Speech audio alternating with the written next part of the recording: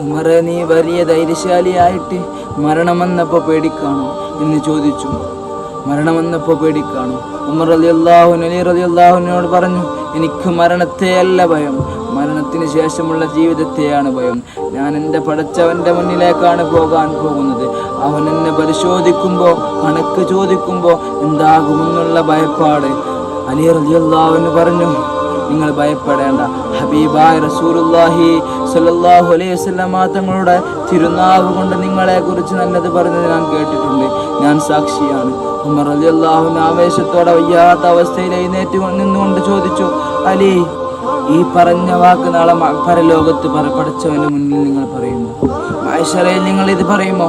അലി റളിയല്ലാഹു അൻഹു പറഞ്ഞു, മഹ്ശറയിൽ ഞാൻ പറയുമെന്നല്ല, ഇതാ എൻ്റെ കൂട്ടത്തിൽ നിൽക്കുന്ന അഷ്റഫുൽ ഖൽഖിന്റെ തുടയിലിരുന്ന് വളർന്ന പ്രിയപ്പെട്ട പവിത്രനായ പേരക്കിടാവായ ഹസനും ഞാനും ഒന്നിച്ച് നിങ്ങൾക്ക് വേണ്ടി സാക്ഷി നിൽക്കും. നിങ്ങൾ മഹാത്മാവാണെന്നതിൽ ഒരു സംശയവുമില്ല.